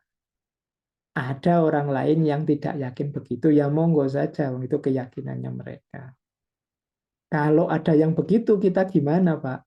Ya lakum dinukum waliyadin. Agama mereka, biar urusan mereka, agama kita, urusan kita. Ini kan ayat ini turun ketika ada tawaran pada Rasulullah, gimana kalau kita kerjasama bagi-bagilah nanti. Ya kadang-kadang sampean sholat di tempat ibadah saya nanti ibadah seperti sampean, gantian. Kadang Islam ibadah seperti Yahudi, itu dijawab tegas enggak. Lakum dinukum waliyadin. Jadi monggo saja kamu meyakini kebenaranmu, monggo jalankan kebenaran yang kamu yakini, tapi saya yakin ini. Nah itu untuk menyambungkan dua ayat tadi. Jadi ini bukan ayat yang bertentangan, tapi konteksnya berbeda. Yang satu pergaulan antar agama, yang satu penguatan iman kita. Baik, saya kira itu untuk 3 pertanyaan pertama tadi.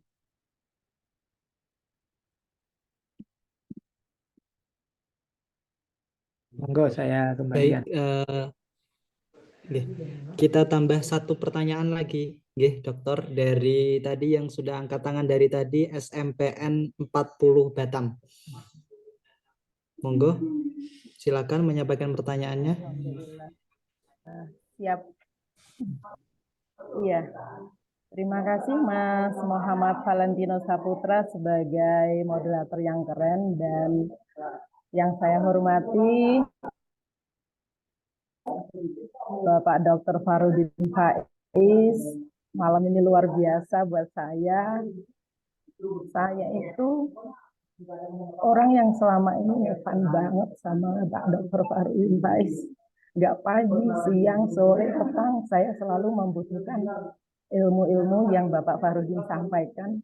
Dan itu sampai suatu hari suami saya mengatakan, siapa Tommy? Katanya. Oh, beliau ini favorit saya. Pada saat saya down, saya selalu buka, dan untuk menguatkan kehidupan saya, mayoritas itu hanya Pak Dr. Farudin Faiz, Pak Dr. Farudin Faiz, nggak ada yang lain. Mohon izin Pak Farudin, Pak Dokter, saya salah satu pengajar di SMP Negeri 40 Batam, Kepulauan Riau. Asli saya orang Madiun, Jawa Timur, saya merantau ke Batam. Pak Farudin, terima kasih banyak untuk ilmunya hari ini. Saya mempelajari pluralisme ini sudah sekitar 25 tahun yang silam. Tetapi pada saat mempelajarinya itu kok masih ini ya, seperti belum nyambung gitu.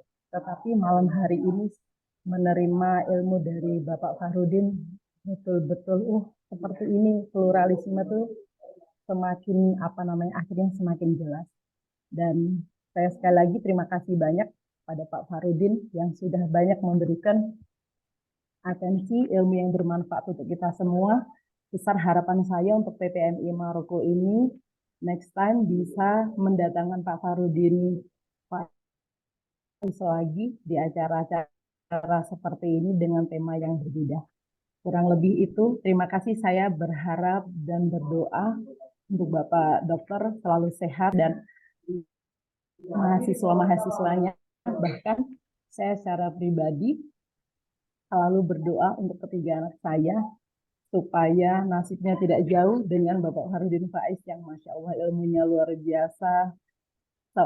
Seorang dokter yang masih tinggal di Indonesia tetapi sudah menjadikan sebuah referensi pemateri di tingkat internasional, dan itu tidak semua orang bisa.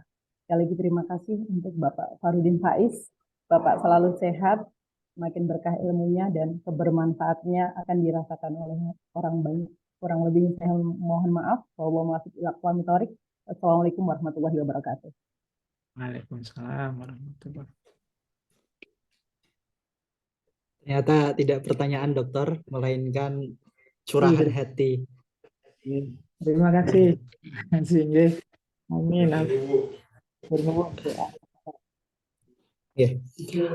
Karena waktu kita terbatas, di Indonesia sudah hampir jam 10, maka untuk melanjutkan ke acara selanjutnya, yakni closing statement dari Dr. Faiz sebagai bekal utama kita, apa yang akan kita taruh di saku kita malam hari ini, saya berikan waktu kepada beliau, Dr. Farudin Faiz. Kepada beliau saya persilakan.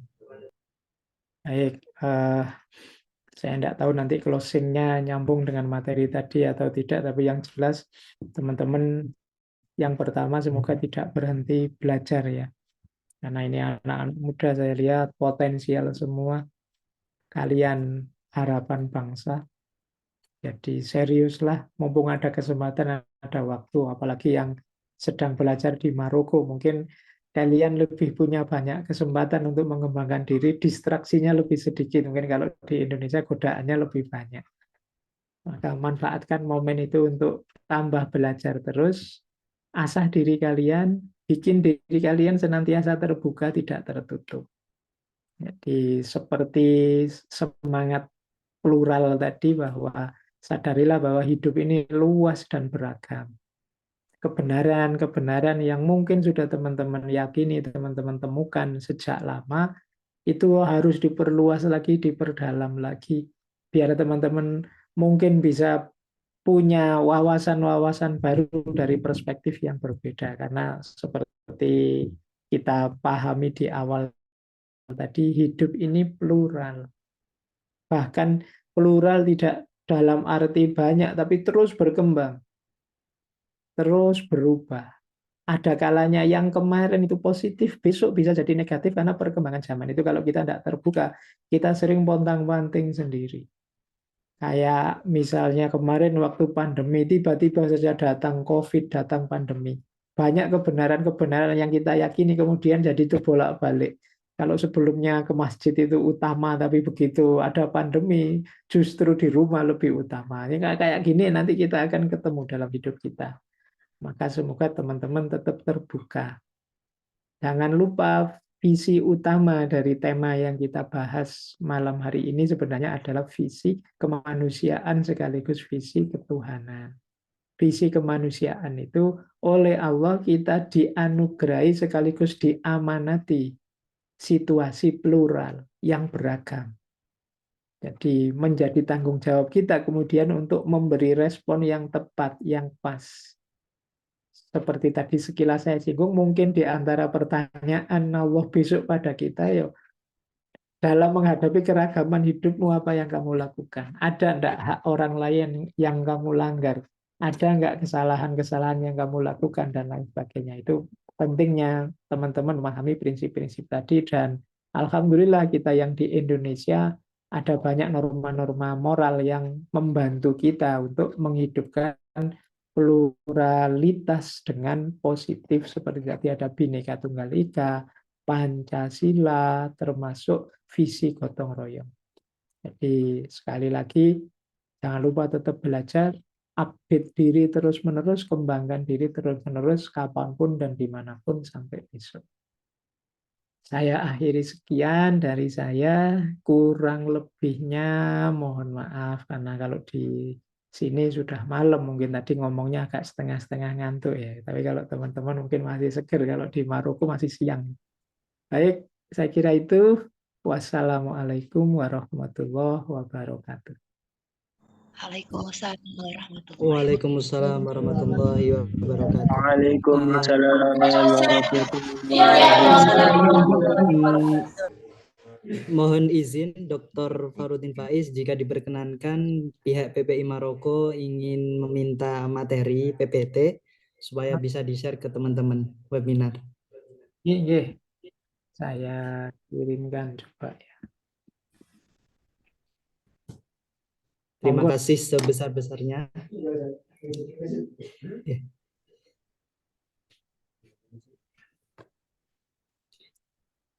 Saya Baik, Mas, tak kirim ke WA, nanti dibagi ke peserta sekarang, enggak apa-apa. terima kasih dokter. Rasanya tak rela diri ini berpisah dengan Dr. Faiz.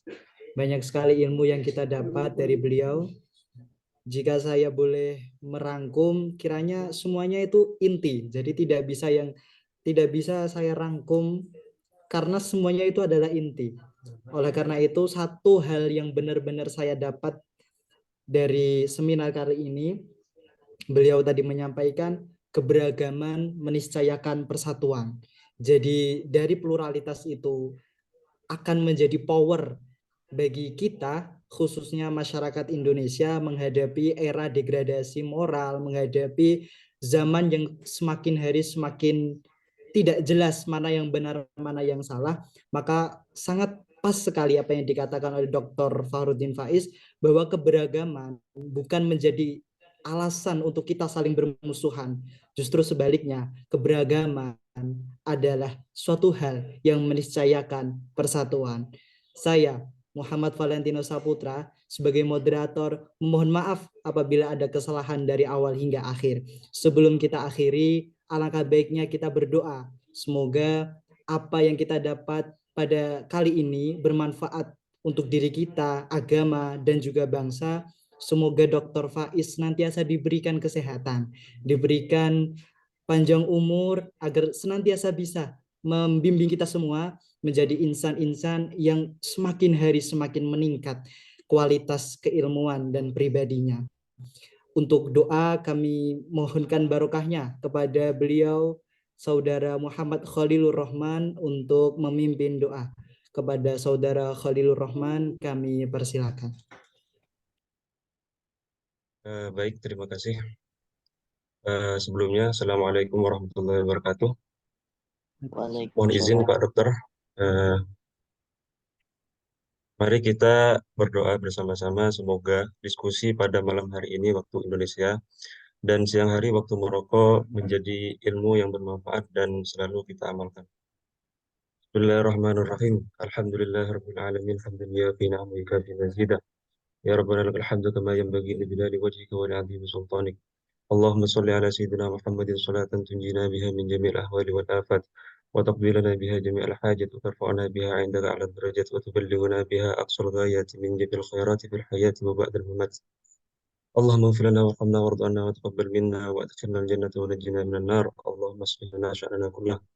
اللهم زدنا ولا تنقصنا وأكرمنا ولا تهنا ويسر علينا ولا تؤسر علينا.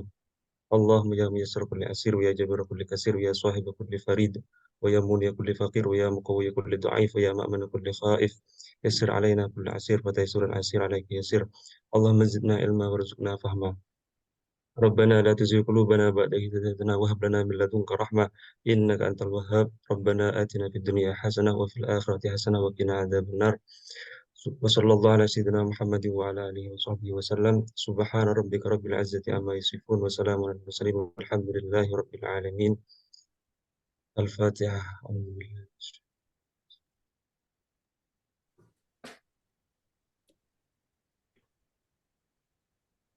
Sekian. Assalamualaikum warahmatullahi wabarakatuh.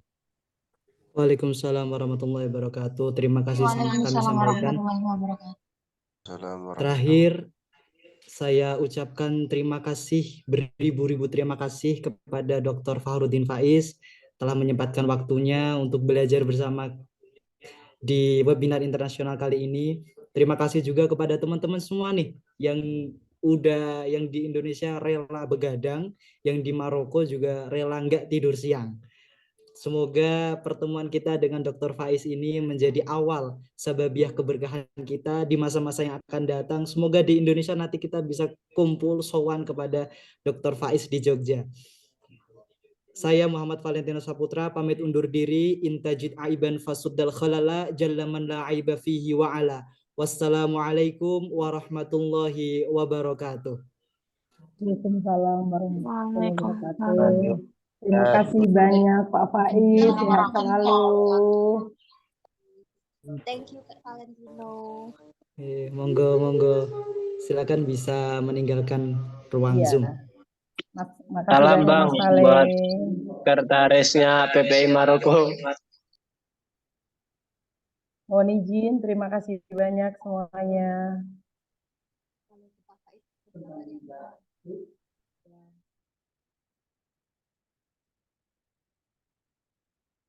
Ya. Goblok. Khalil.